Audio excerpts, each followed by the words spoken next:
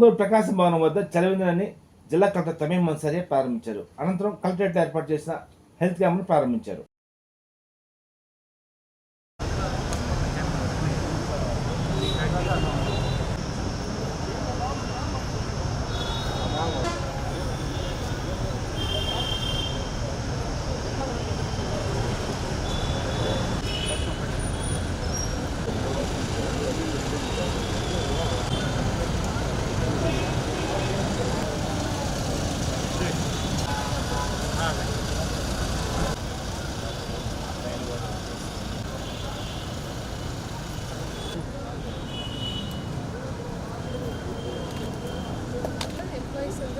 by big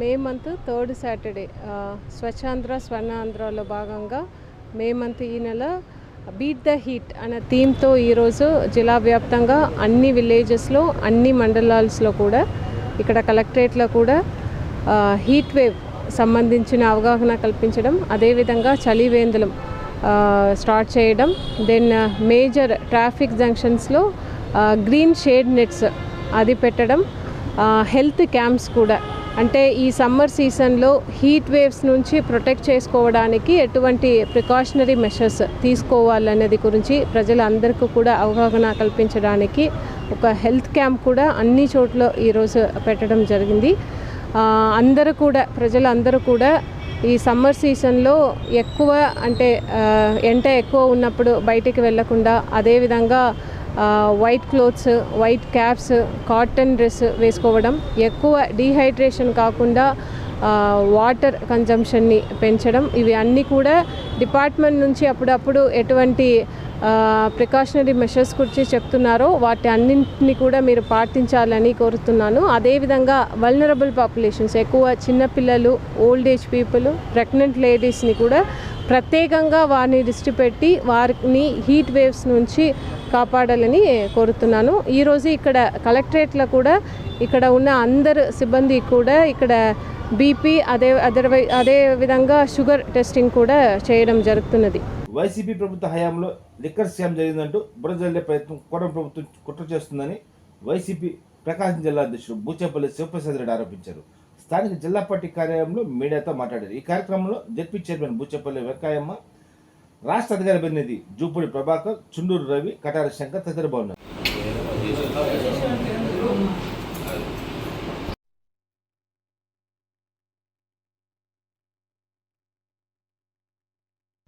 okay,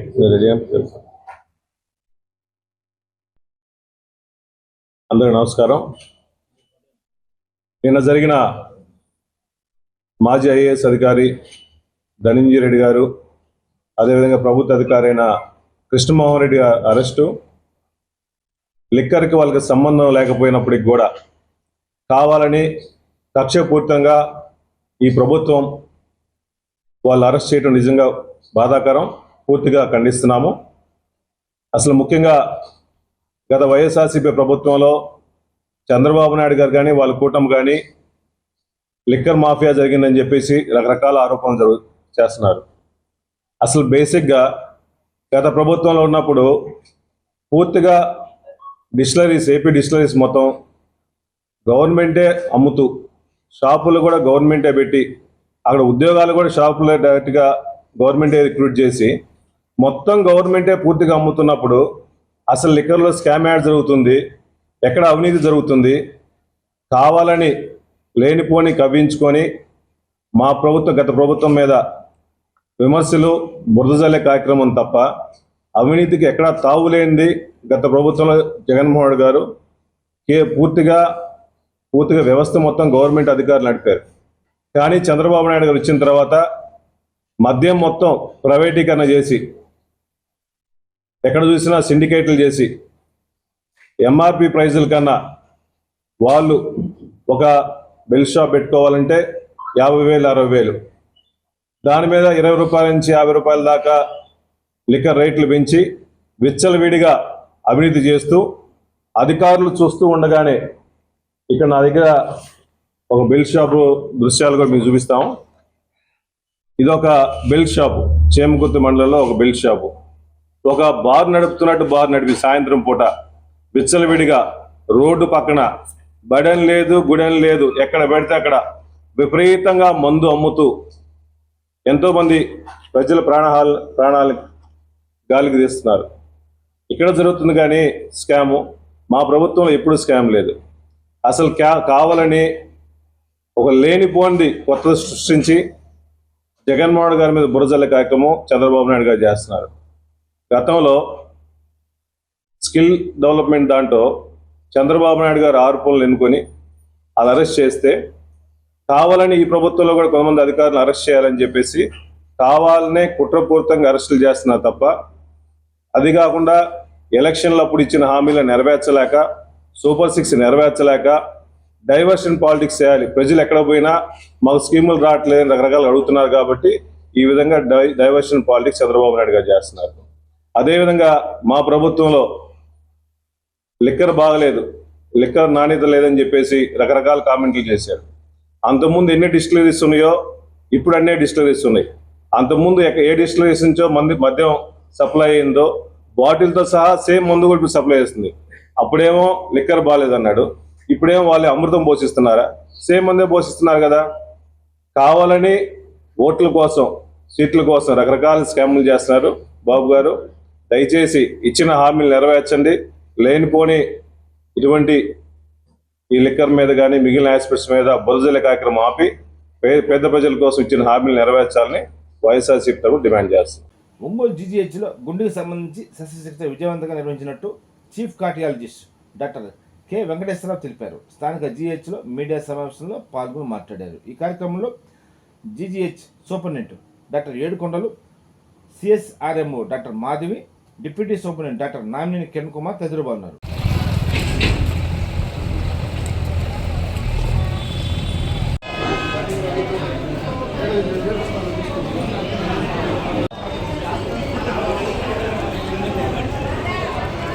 చూడండి, సన్నగా ఉంది రక్తనాళము.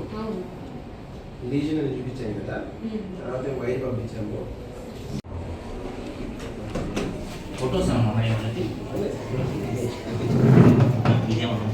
ఎక్కడో పెట్టినాము దాని పేరేంటి, visual box.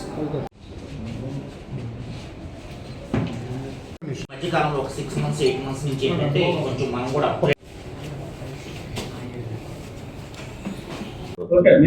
Sir good morning, good afternoon అందరికీ. నేను డాక్టర్ ఏ ఏడుకొండలరావు, సూపరింటెండెంట్ మరియు principal, government general hospital, government medical college Ongole మాట్లాడుతున్నాను.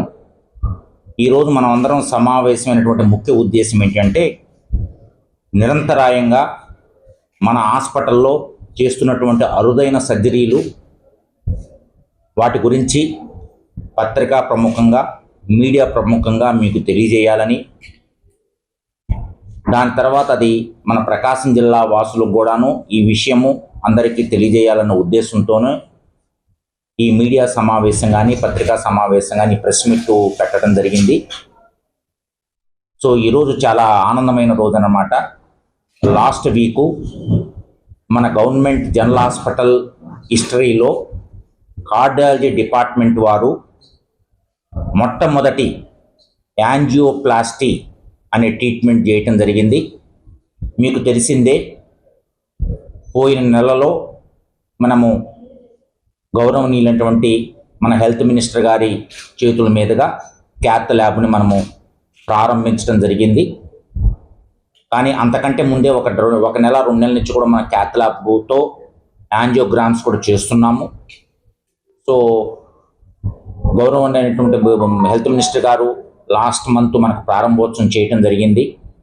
దానివల్ల ఏంటంటే ప్రకాశం జిల్లాలో ఉన్నటువంటి వాసులందరికీ ఈ క్యాత్ ల్యాబ్ ఓపెన్ అయ్యేటట్టు మన గవర్నమెంట్ హాస్పిటల్ ఓపెన్ అయినట్టు అందరికీ తెలిసిపోవటం వలన ఆ నెక్స్ట్ డే నుంచి ఎక్కువగా అలాంటి ప్రాబ్లమ్స్ ఉన్నవాళ్ళు మన హాస్పిటల్కి రావడం జరిగింది. అందులో భాగంగానే పోయిన వారము ఒక అరుదైనటువంటి, అలాగే మన గవర్నమెంట్ జనరల్ హాస్పిటల్ హిస్టరీలో ఒక సువర్ణాధ్యాయం లిఖించబడినటువంటి ఒక మహత్తర ఘట్టం కూడా మనము ఆవిష్కరించబడింది. అదేంటంటే, మొట్టమొదటిసారిగా ఈ ప్రాంతంలో గవర్నమెంట్ హాస్పిటల్లో ఏ ఖర్చు లేకుండా ఎంతో లక్ష రూపాయలు అంత ఖర్చు అయ్యేటువంటి యాంజియోప్లాస్టీ అనే ట్రీట్మెంటు మనం చేయటం జరిగింది.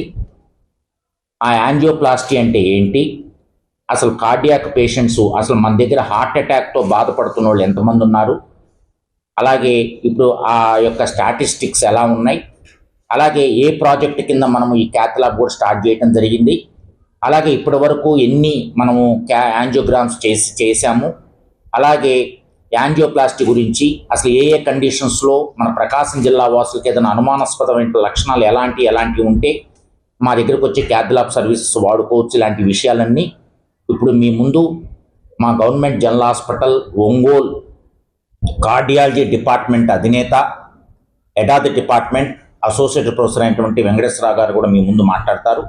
సో వెంకటేశ్వరరావు గారు మాట్లాడిన తర్వాత నేను క్లోజింగ్ రిమార్క్స్ కూడా ఇవ్వడం జరుగుతుంది.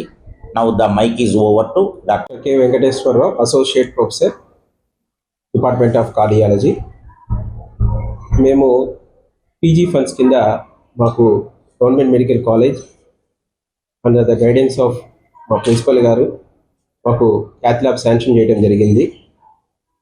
2024 మొదట్లో మనకి ఫండ్స్ రిలీజ్ అయ్యాయి. ఈ పని ప్రక్రియ సివిల్ వర్క్స్ అనుకోండి, లేకపోతే మన machine installation works, electrical works, పూర్తిగా శానిటైజేషన్ డిపార్ట్మెంట్ కానీ ఇవన్నీ కంప్లీట్ అవ్వడానికి దాదాపు 8 నెలల నుంచి 10 నెలల ప్రక్రియ పట్టింది.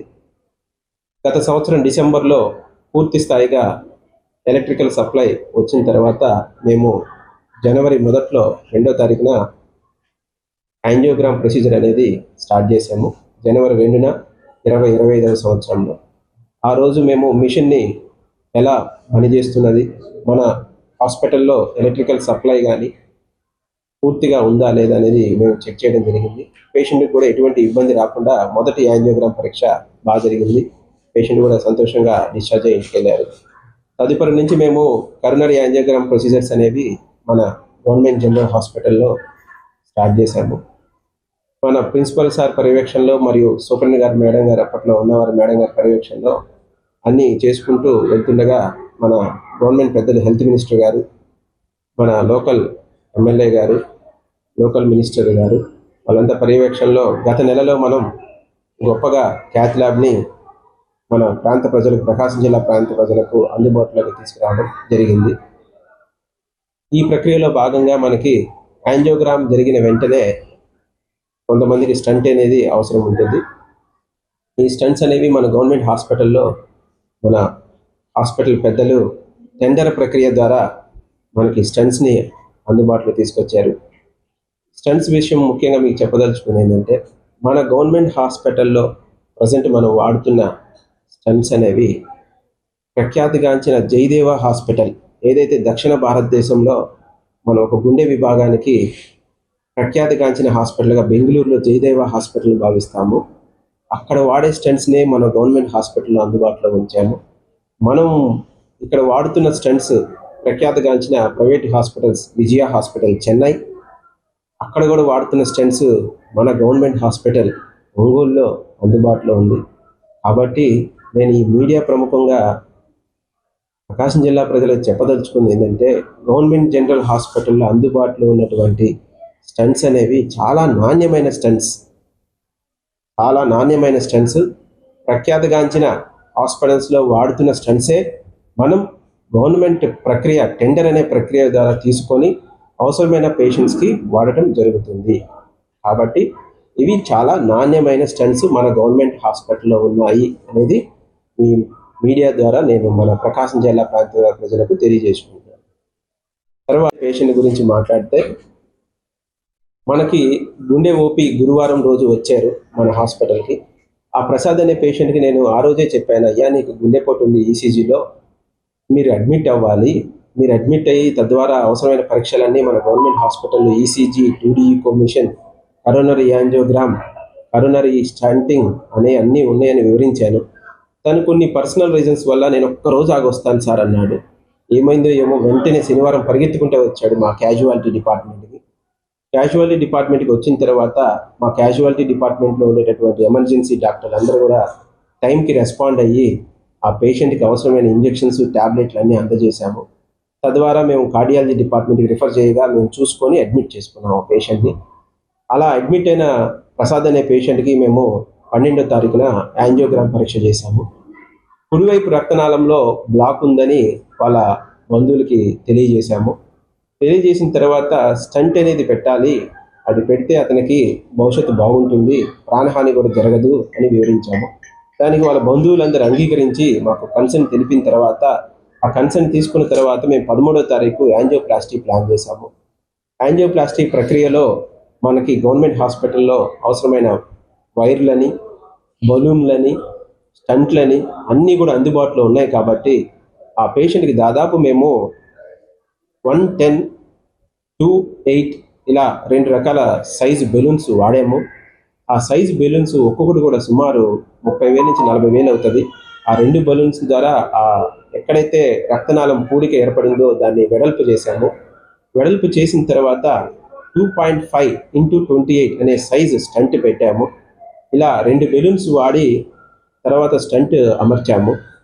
ప్రొసీజర్ అనేది చాలా క్లిష్టమైన ప్రొసీజరే. సంతోషము, పేషెంట్కి చాలా సంతోషంగా జరిగింది, ఎటువంటి కాంప్లికేషన్స్ రాలేదు. ఈ కేసు మేము 13వ తారీఖున మన గవర్నమెంట్ జనరల్ హాస్పిటల్లో కరోనరీ యాంజియోప్లాస్టీ జరగడం అనేది జరిగింది. ఈరోజు 16వ తారీఖు పేషెంట్ చాలా స్టేబుల్గా ఉన్నాడు, మీ ఎదురుగానే ఉన్నారు. డిశ్చార్జ్ ప్రక్రియ ప్రారంభించాము. ఈరోజు పేషెంట్ని డిశ్చార్జ్ చేయడం జరుగుతుంది. పేషెంట్కి యాంజియోప్లాస్టీ అయిన తర్వాత చాలా కంఫర్టబుల్గా ఉన్నారు. ఛాతీలో నొప్పి కానీ ఏమైనా ఆయాసం కంప్లైంట్స్ కానీ ఏమీ కూడా నాకు డైలీ రౌండ్స్లో ఎటువంటి కంప్లైంట్స్ లేవు. ఈసీజీలో కూడా ఎటువంటి మార్పులు లేవు, అంటే ఇబ్బందికర మార్పులు. 2D ఈకో పరీక్షలో కూడా ఎటువంటి కాంప్లికేషన్స్ రాలేదు. కాబట్టి పేషెంట్ని ఇంటికి హెల్తీగా పంపిస్తున్నాము. ఇది ఈ ప్రసాద్ అనే పేషెంట్ని తొలిసారిగా మనం మన గవర్నమెంట్ జనరల్ హాస్పిటల్లో యాంజియోప్లాస్టీ చేశాము. Thank you. ఈ విషయాన్ని ముఖ్యంగా మన ప్రకాశం జిల్లా ప్రజలందరూ కూడా, ఈ ప్రక్రియ సుమారుగా నేను ఇందా మీకు చెప్పాను, ఒక యాంజియోగ్రాము, 2 బలూన్స్ వాడాము, ఒక స్టంట్ పెట్టామని. ఇది మనం ఒక ప్రైవేట్ హాస్పిటల్ లాగా క్యాలిక్యులేట్ చేస్తే సుమారుగా 2 నుంచి 2.5 లక్ష ఖరీదు అవుతుంది. ఎందుకంటే ఆ పేషెంట్కి 2 బెలూన్స్ వాడాము, ఒక స్టంట్ పెట్టాము, యాంజియోగ్రామ్ చేసాము, స్టంట్ చేసాము. ఎన్ని ప్రక్రియ కూడా దాదాపు 2 నుంచి 2.5 లక్ష అవుతుంది ఖరీదు. ఇక్కడ ఒక్క రూపాయి కూడా గవర్నమెంట్ హాస్పిటల్లో అతను ఖర్చు పెట్టుకోలేదు. కాబట్టి ఇదంతా కూడా మేము ఎన్టీఆర్ ఆరోగ్య సేవా పథకం కింద ఆ పేషెంట్కి చేశాము. ఒక యాంజియోగ్రామ్, బలూన్స్, యాంజియోప్లాస్టీ, ఈ మొత్తం ప్రక్రియ మన గవర్నమెంట్ వారు అందిస్తున్నటువంటి ఎన్టీఆర్ ఆరోగ్య సేవా పథకం కింద పేషెంట్కి చేశాము. Thank you. పేరు కే ప్రసాద్ సార్. నేను చేమగుర్తు నుంచి వచ్చాను. గుండెల్లో నొప్పిగా ఉండేది. గురువారం మధ్యాహ్నం పూట వచ్చాను సార్. ఉండేశ్వర సార్ చూశారు, కానీ పరిస్థితి బాగలేదు, అడ్మిట్ అవ్వాలని చెప్పారు. 2 days ఆగి వస్తాను సార్ అని చెప్పారు. శనివారం బాగా నొప్పి వచ్చేసాను సార్, అడ్మిట్ చేశారు. జాగ్రత్తగా బాగానే ఉంది. గవర్నమెంట్ హాస్పిటల్ బాగుంది, ప్రైవేట్ హాస్పిటల్ లేదు.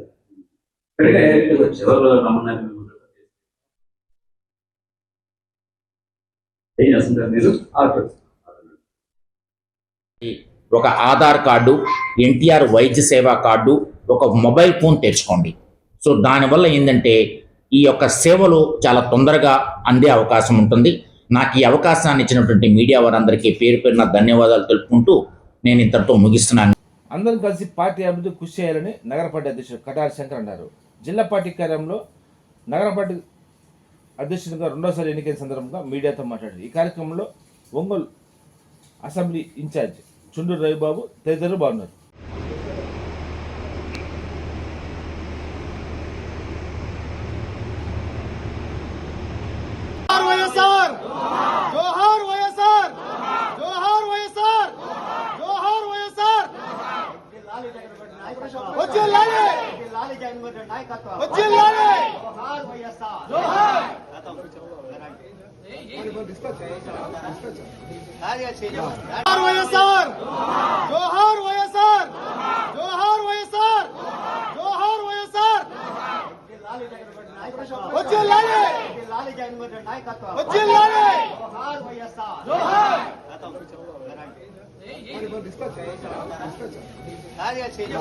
నా సైడ్ జరగాల శివాజన్న ఇటు చూడు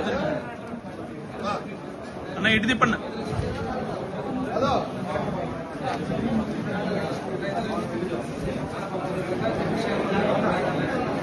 అన్న అటు వెళ్ళి శివాజన్న అటువైపుకి వెళ్ళి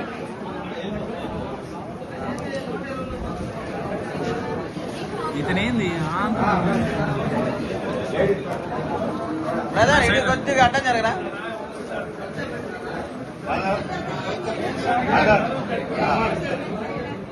ఓకే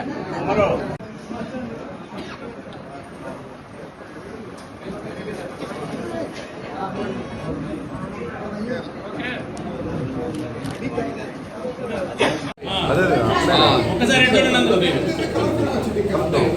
థ్యాంక్ యూ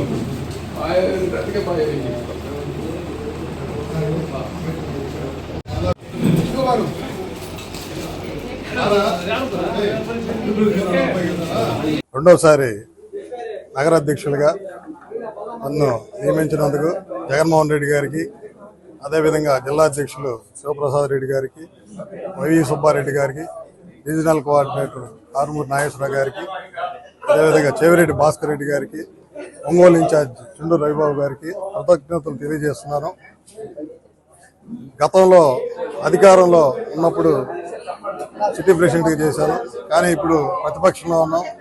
ఈ కష్టకాలంలో మరి ఏదైతే ఎన్డీఏ కూటమి మరి ప్రభుత్వం చేస్తున్నటువంటి వైఫల్యాలని ఎత్తి చూపిస్తూ మరి ప్రజలకు ఏదైతే వారు హామీలు ఇచ్చారో ఆ హామీలు నెరవేర్చేందుకు మా వంతు మేము మరి ఏదైతే ఈరోజు అన్ని విభాగ అధ్యక్షులు ఎన్నుకోబడ్డారు. ముఖ్యంగా మహిళా విభాగం, యువజన విభాగం, స్టూడెంట్ విభాగం, BC cell, SC cell, ST cell, minority cell, అలా 23 విభాగాలు అధ్యక్షులు కూడా ఎన్నుకోబడ్డారు. వీళ్ళందరినీ కలుపుకొని పార్టీని బలోపేతం చేస్తూ రాబో కాలంలో మరి చుండూరు విభాగాన్ని, అదేవిధంగా జగన్మోహన్ రెడ్డి గారిని మరి ముఖ్యమంత్రిగా, చుండూరు విభాగం గారిని ఎమ్మెల్యేగా చేసుకుంటాం అని మీ అందరి ముందు మేము ఈరోజు మరి ఈ సమక్షంలో తెలియజేస్తాం. నా పేరు సుతారం శ్రీనివాసులు, బీసీసెల్ అధ్యక్షులుగా ఉంటున్నాను. అలాగే నన్ను రెండోసారి కొనసాగించినందుకు ముందుగా మా పార్టీ అధ్యక్షుడు జగన్మోహన్ రెడ్డి గారు ధన్యవాదాలు తెలుపుకుంటున్నాను.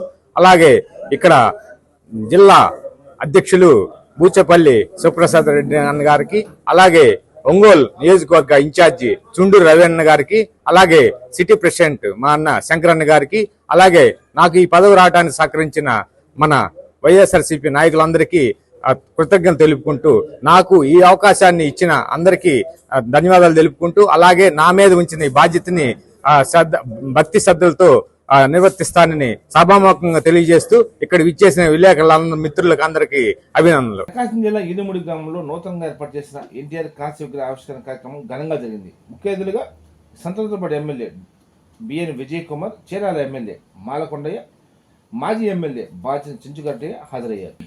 ఈ కార్యక్రమంలో నాగలపురపాడు టీడీపీ మండల నాయకులు తేళ్ల మనోజ్, అడప స్వాములు, కాకర్ల లక్ష్మీప్రసాద్, గుమ్మడి సాయిప్రసాద్, నాగేశ్వరరావు, ఝాన్సీ, రంగారావు తదితరులు బాగున్నారు.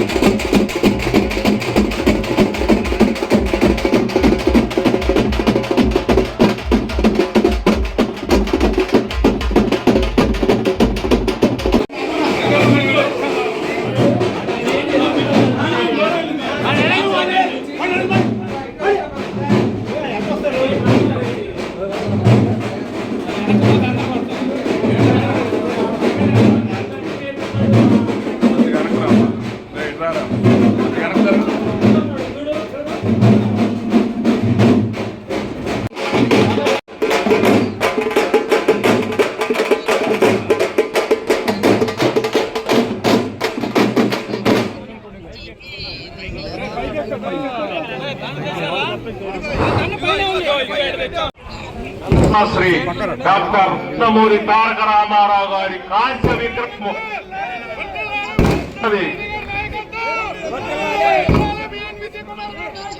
జై ఎన్టీఆర్, జై ఎన్టీఆర్, జై ఎన్టీఆర్, జై ఎన్టీఆర్, జై ఎన్టీఆర్,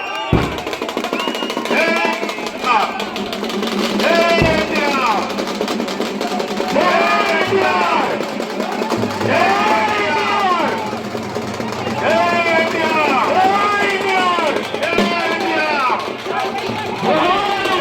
ఎన్టీఆర్, జై ఎన్టీఆర్, జై ఎన్టీఆర్, జై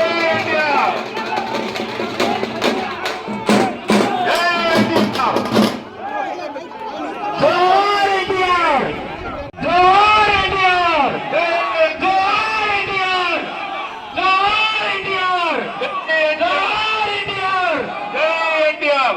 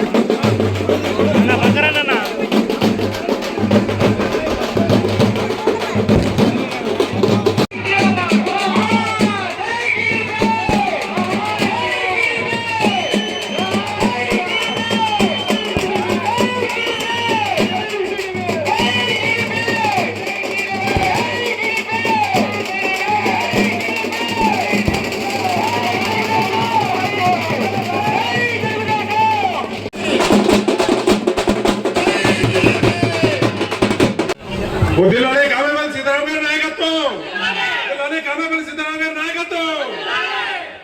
అదేవిధంగా మన మండల అధ్యక్షుడు, మనకి సుపరిమిత్రుడు, స్నేహితుడు తేడ మనోజ్ గారిని కూడా స్టేజ్ మీదకి రావాల్సిందిగా కోరుతున్నాం. ఎక్కడైనా చిన్న ఆప్యాయంగా పలకరిస్తూ వయసులో పెద్దవారైనా మాకు ఎన్నో సలహాలు చెప్తూ, మా సోములు గారు పార్లమెంట్ అధికార ప్రతినిధి, వారిని కూడా సగర్వంగా రావాల్సి.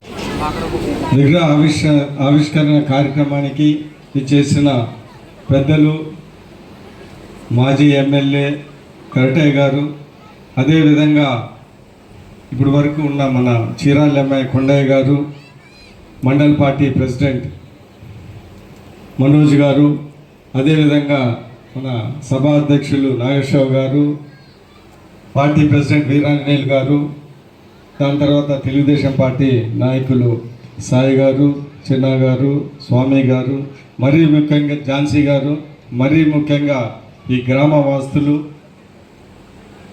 ఈ విగ్రహానికి ఎంతో కృషి చేసిన మన నాగేశ్వరరావు గారికి, అదేవిధంగా ఇక్కడ విచ్చేసిన చాలామంది ఉన్నారు, రంగారావు గారికి, అదేవిధంగా చాలామంది ఆయన్ని సహకరించిన వాళ్ళందరికీ, ఊర్లో చాలామంది డొనేషన్ చేసిన వాళ్ళందరికీ పేరు పేరున నా ధన్యవాదాలు. మా ఊర్లో విగ్రహం పెట్టాలా అని చెప్పి ఈరోజు ఆ కళ నిజమైనందుకు మీ అందరితో పాటు నేను కూడా చాలా సంతోషంగా ఉన్నానని సందర్భంగా తెలియజేస్తున్నాను. గంటయ్య గారు అన్ని విషయాలు చెప్పారు. ఒకటి మనము ముఖ్యంగా గమనించాల్సింది ఏంటిదంటే, ఎన్టీ రామారావు గారు, పెద్దలు ఎన్టీ రామారావు గారి లాంటి విగ్రహాలు ప్రతి ఊర్లో ఉండాలా. ఎందుకంటే మన రాష్ట్రానికి ఆయన చేసిన మంచి పనులు ఒక దిశ మన రాష్ట్రానికి చేశారు. అలాంటి వ్యక్తులు ప్రతి ఊర్లో ఉండాలి. కానీ నాకేంటిదంటే ఈ ఊర్లో ఇంత లేట్గా ఎందుకు పెట్టారని నాకు ఈరోజు, కానీ అయినా కానీ పెట్టారు. అందుకని నాకు చాలా సంతోషంగా ఉంది. ఎందుకంటే ఎప్పుడు వచ్చినా కానీ చాలా ఊర్లలో విగ్రహాలు ఉన్నా కానీ ఈ ఊర్లో సరిగా లేదు. కానీ ఎంత లేట్ అయినా కానీ ఈరోజు పెట్టారు. సరే, ఒక మంచి పని చేశారు. సో ఈ ఊరికి ఏదైనా చిన్న అటు ఇటు ఉంటే దాంట్లో ఇవన్నీ లేచిపోయాయని నేను అనుకుంటా ఉన్నాను. అది నా ఒపీనియన్. స్వర్గీయ ఎన్టీఆర్ రామారావు గారు ఇందాక చెప్పినట్టు ఆయన ఒక గొప్ప వ్యక్తి, మంచి అంటే విప్లవమైన ఆలోచన విధానం ఉన్న వ్యక్తి. ఎందుకంటే ఆయన కొన్ని నిర్ణయాలు తీసుకున్నది ఏ రాజకీయ నాయకుడు ఆ రోజు ఆ సందర్భంలో తీసుకునేవాడు కాదు. ముఖ్యంగా ఈ కర్ణం వ్యవస్థను తీసేయాలంటే అది మామూలు వ్యవహారం కాదు. ఆయనకు పూర్తిగా అర్థమైంది ఇది కరెక్ట్ కాదు, జనాలు ఇబ్బంది పడుతూ ఉన్నారు, మరీ ముఖ్యంగా తెలంగాణలో ఇబ్బంది పడుతూ ఉన్నారు. అది చాలామంది అధికారులు కూడా అది చేయదని కూడా ఆయనకి సలహాలు ఇచ్చారు. అయినా కానీ ఆయన గొప్ప వ్యక్తి కాబట్టి ఆయన చేసేది. ఎందుకంటే కొన్నిసార్లు రాజకీయ నాయకులు మాలాంటి వాళ్ళు ఇది మంచి అయినా కానీ మేము గట్టిగా దాన్ని చేయలేకపోతాం కారణాల వల్ల. ఈ మహానాయకులు ఏంటిదంటే వాళ్ళు ఏది మంచి అనుకుంటారో అది ఖచ్చితంగా చేసి పెడతారు. యువతని సమర్థం నమస్కారం.